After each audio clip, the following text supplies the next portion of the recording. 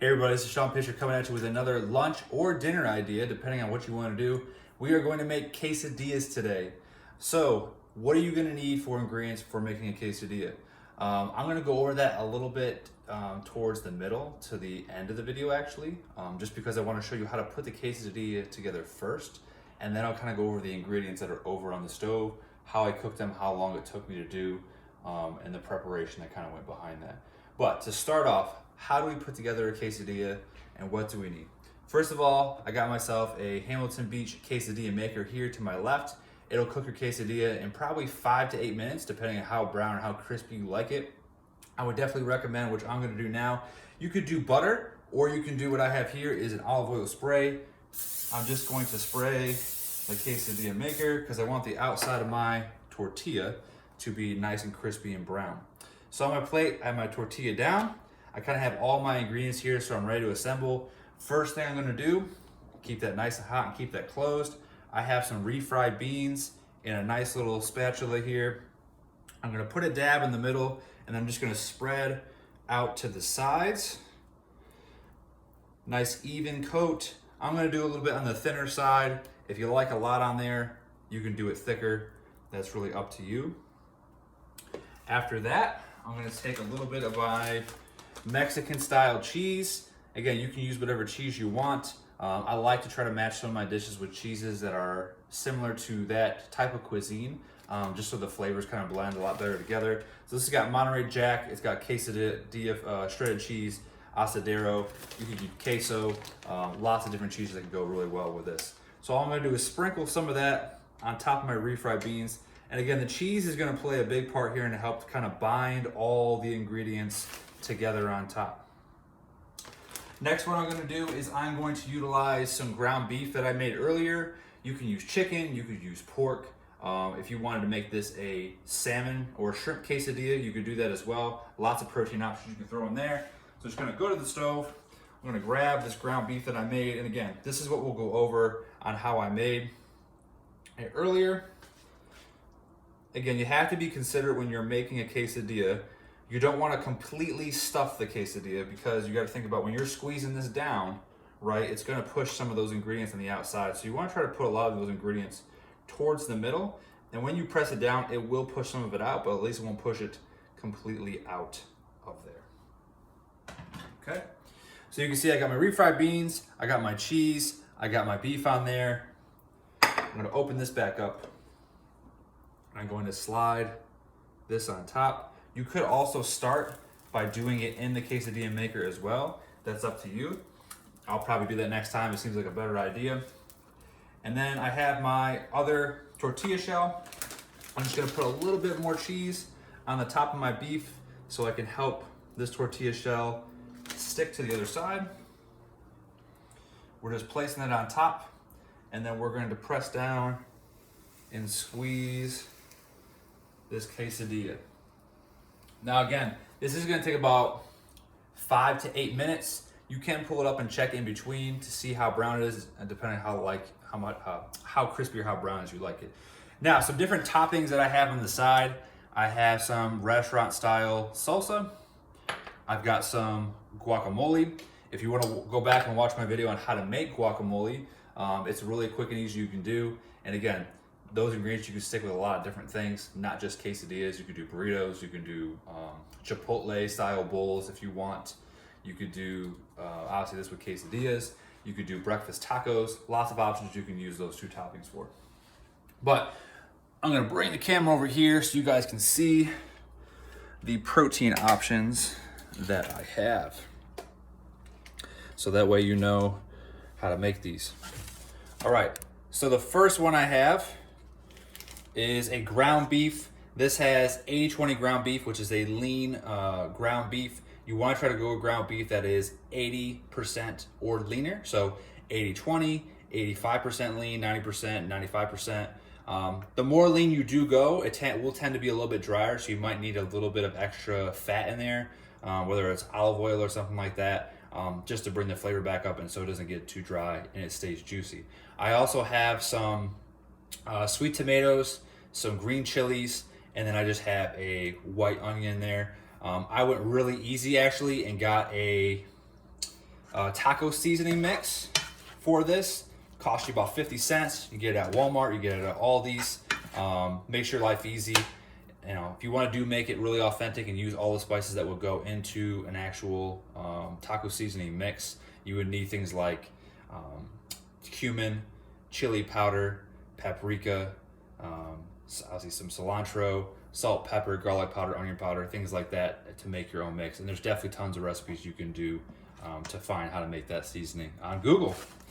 The other one I made, if you guys go back to my marinated chicken recipe, you will find that this was one of the things that I made and I marinated.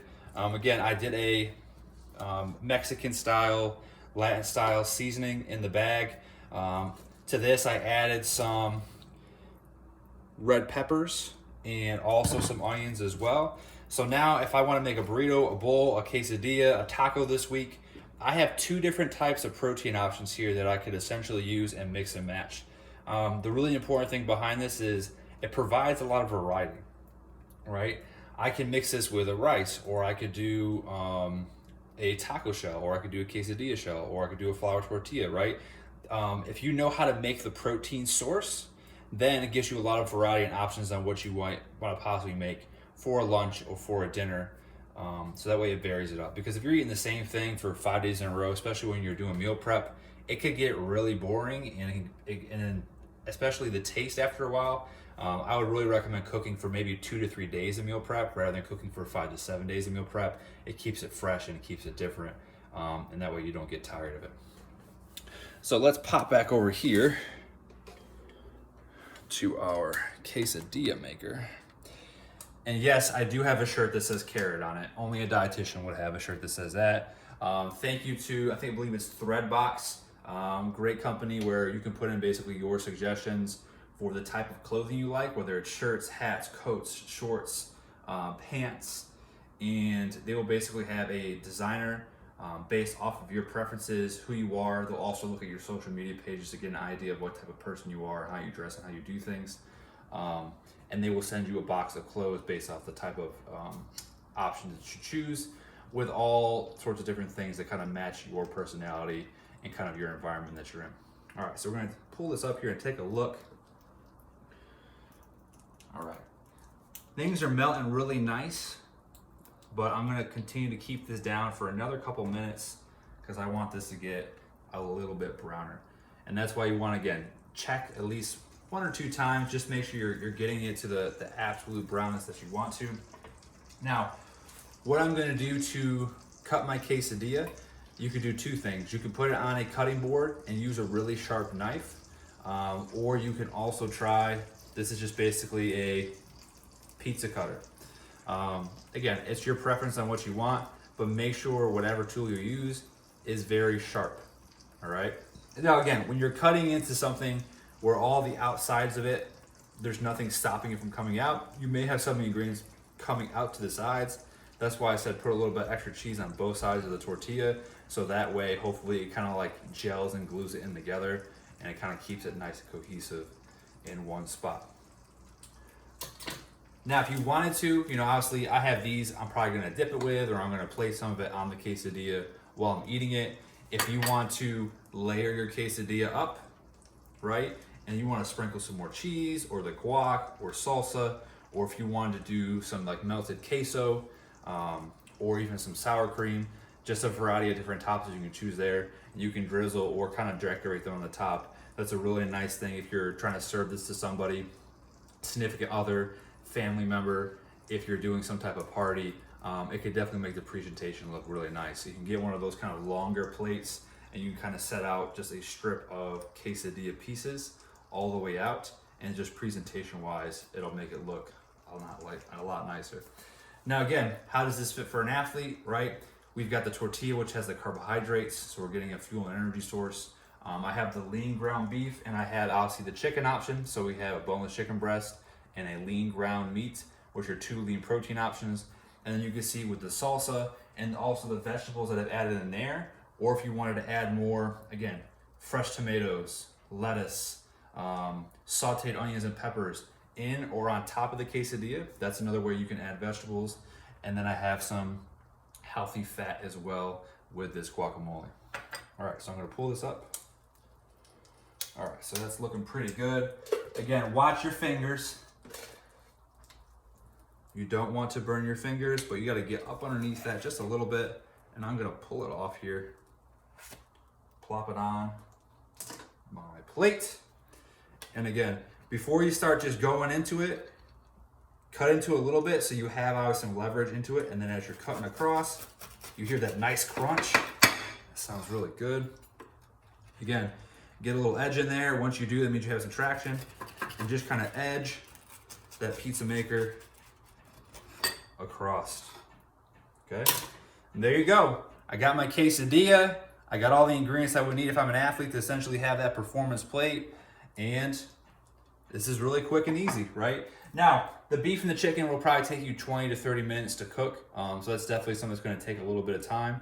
But if you have all the ingredients ready and set out like I do right here, again, this video, I like to kind of throw out the time. This video, it took me like 10 minutes to throw this together. Again, if I wasn't talking a lot, it could probably take me a lot less. But if you wanna watch any more recipe videos, they're on my IG, or you can hit up my Linktree link in my bio on Instagram. My podcast is on there. My nutrition service options are on there. You can watch extended YouTube videos of these recipes, or you also have the option to watch my podcast, and I have sports nutrition specific videos that are in specific channels and topics that you can hit up as well. Hope you guys appreciated this quick and easy meal that you can make. And if you have any questions or need anything, don't be afraid to hit me up and DM me.